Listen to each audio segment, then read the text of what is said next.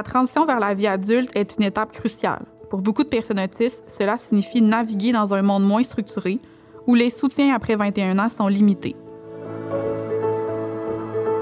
Pour assurer un continuum de services à leurs enfants, en 2013, un groupe de parents a uni ses forces pour créer Intégration TSA, un organisme à but non lucratif dédié à soutenir les personnes autistes et leurs familles dans cette transition.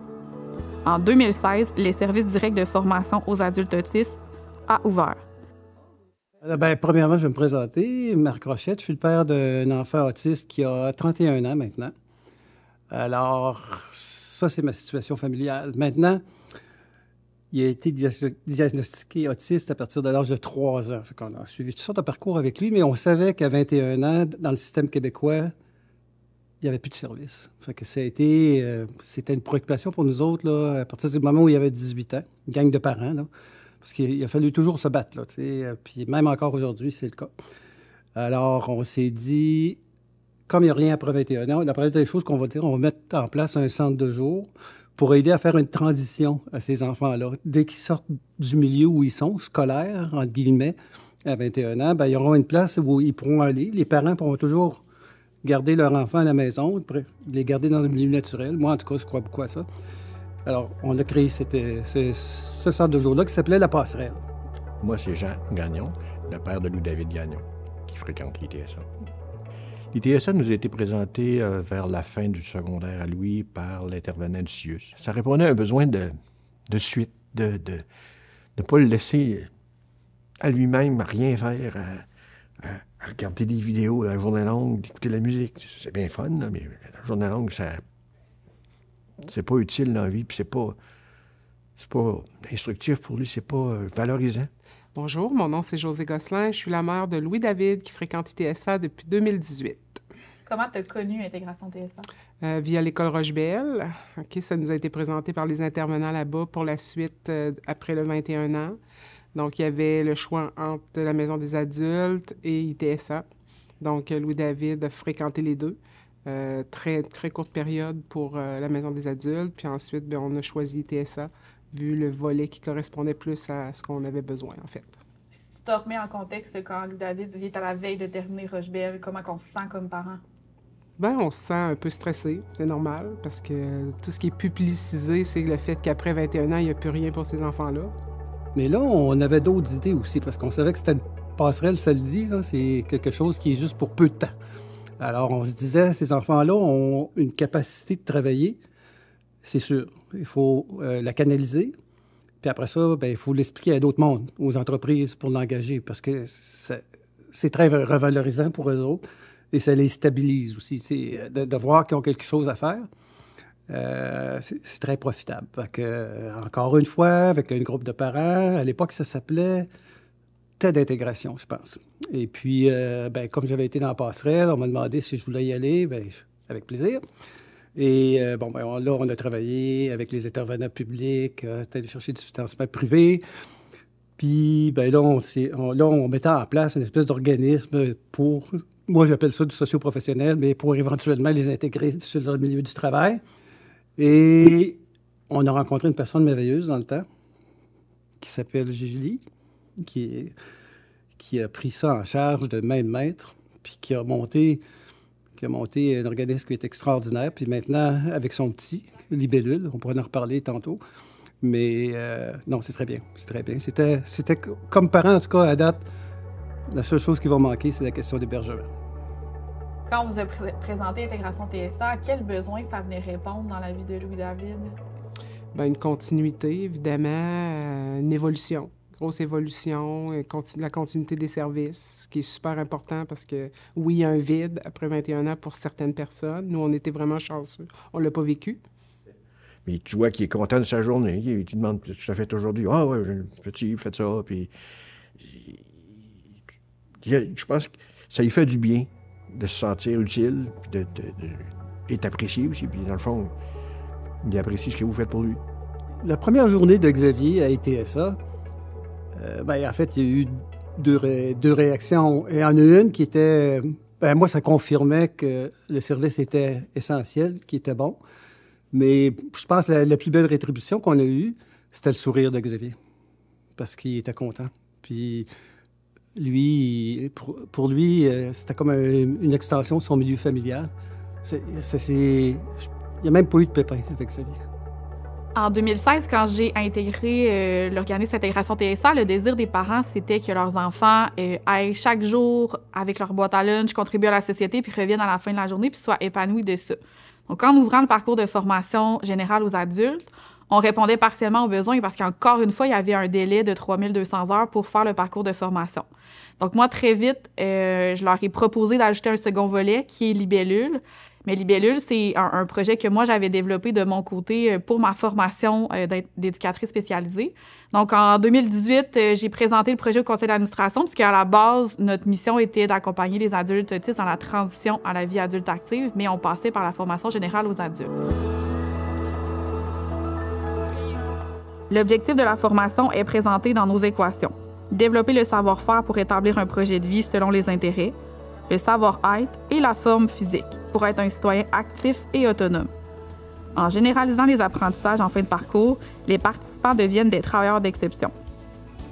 Les participants entament leur parcours à tout moment dans l'année. Conseillés par une pédagogue au centre de service scolaire, nous avons adapté le programme de formation aux adultes de participation sociale et d'intégration socio-professionnelle. Le ministère de l'Éducation accorde 3200 heures pour compléter le parcours. Ben, écoute, j'en parle beaucoup de ITSA à mon entourage, puis ma meilleure façon de le résumer à eux autres, leur dire, vous connaissez ça, la formation professionnelle? Une façon d'aider des individus à entrer sur le marché du travail? C'est ce que je leur explique. C'est ce que ça veut dire. C'est un service qui, normalement, à la population normale, est accessible pour ceux qui en ont besoin, mais pour des individus comme Xavier, ça n'existe pas. Ça n'existait pas. Maintenant, ça existe. Heureusement. Ça se résume pas en une phrase.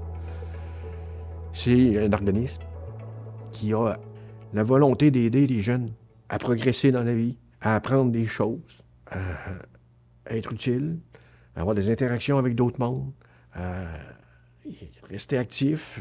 C'est une suite logique de Monsieur Tout-le-Monde qui s'en va travailler, mais eux, ils s'en viennent ici pour apprendre comment faire puis être guidés.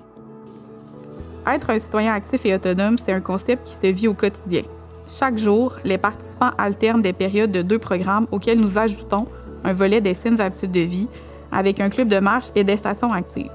Également, nous ponctuons la formation par des expériences socio-professionnelles pour illustrer des possibilités.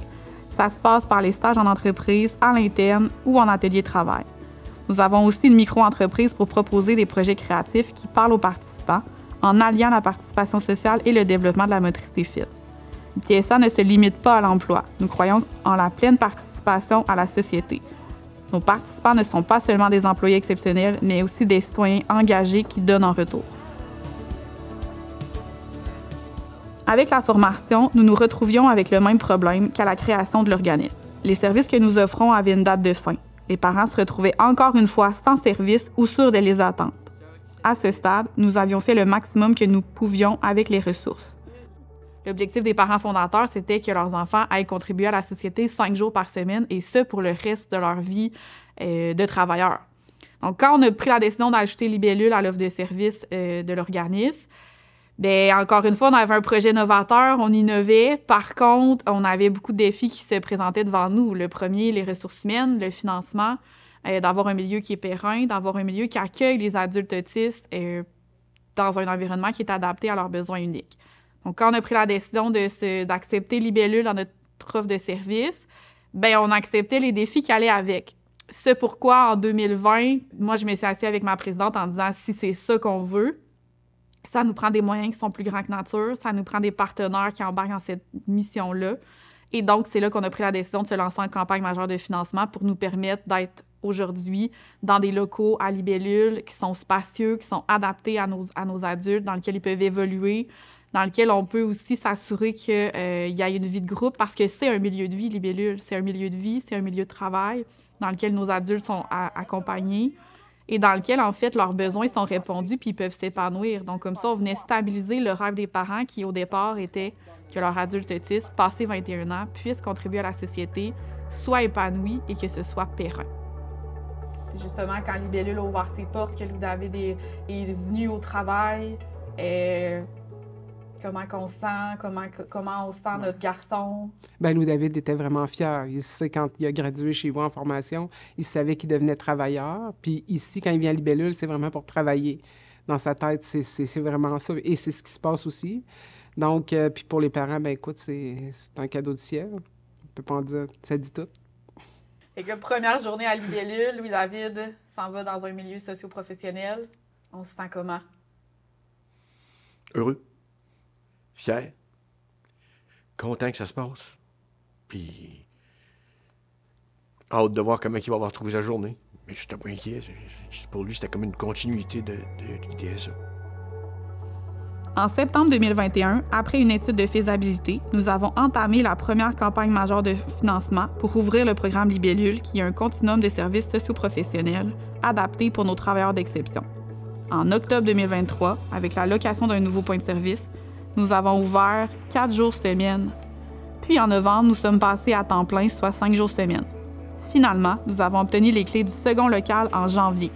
ITSA a redéfini l'intégration professionnelle. Avec un focus sur les forces individuelles, nos participants se distinguent dans des domaines variés. Maintenant, il ne reste plus qu'à cultiver les spectres de possibilités. Qu'est-ce que tu as observé comme changement? Tu parles d'une évolution, mais qu'est-ce qu'on voyait de Louis-David? Bien, une grosse autonomie, puis il prenait plus d'initiatives. Donc, vous autres, vous leur laissez beaucoup. Nous autres, on est comme parents, on est plus cocooning avec eux autres. On a tendance à les protéger, tout ça. Mais vous autres, vous les lancez plus un peu dans, je dirais, dans la gueule du loup. Puis on a réalisé vraiment que Louis-David, il y avait une autonomie qu'on ne forçait pas nécessairement. Mais que quand on a vu de quelle façon vous fonctionnez, bien, nous autres, ça nous a accompagnés à nous dire, bien, vas-y, continue, avance, tu y es capable. Tu sais, on est surpris à tous les jours de toutes les nouvelles affaires, encore aujourd'hui, là. C'est quoi les impacts sur votre famille de voir que Louis-David est intégré dans un organisme qui évolue? Y a-t-il des impacts sur la fratrie, le couple, toi comme maman? Bien, nous autres, on a comparé l'entrée à ITSA de Louis-David comme si c'était comme un milieu de travail. Donc, on a comparé à nous autres. Maman va travailler, papa va travailler, le frère va travailler, mais toi, maintenant aussi, tu travailles comme nous autres, différemment, évidemment, mais tu sais, c'est sûr que pour lui, il était rendu à la même place. Maintenant, il se considérait déjà comme un travailleur, même en formation. Ça normalisait le fait qu'il soit autiste, en fait. C'est toujours des êtres à part qui sont difficilement considérés par la société, mais nous autres, on était comme à se dire, son parcours est différent du nôtre, mais il embarque comme dans un pattern de vie normal, entre guillemets. Chez ITSA, chaque histoire est unique. Chaque parcours est une source d'inspiration. Ensemble, nous définissons l'inclusion, redéfinissons les attentes et célébrons les réalisations. Dans cette aventure, chaque étape est un pas vers un avenir plus inclusif et promoteur de la neurodiversité. À tous nos partenaires, nous sommes fiers de vous savoir dans l'aventure. Xavier, là, ça le sort de son isolement. Puis aussi étrange que ça puisse paraître, ça lui donne un sentiment de fierté. Et on le voit, là, on le voit. Dans toutes ses limitations, il aime ça, il est fier, on lui dit qu'il est un bon travailleur, ça l'encourage, puis je vais le dire dans mes mots, une petite machine, là, tu sais. Il apprend vite, puis malgré on va appeler ça un handicap, et je le trouve bon. Puis si vous êtes beaucoup responsable de ça. Ici, bien, écoute, il est bien, il est encadré, il sait, il connaît les gens, il sait que les gens agissent de la même façon que lui, parce que dans le fond, ils vivent la même réalité que lui. Être des gens d'exception, comme Julie, qui est capable d'aider beaucoup des jeunes. C'est des gens d'exception. Elle appelle ça des travailleurs d'exception, mais c'est l'exception, c'est pas mal.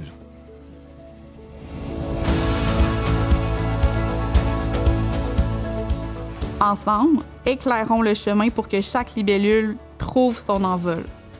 Ensemble, pour que chacun explore son spectre de possibilités.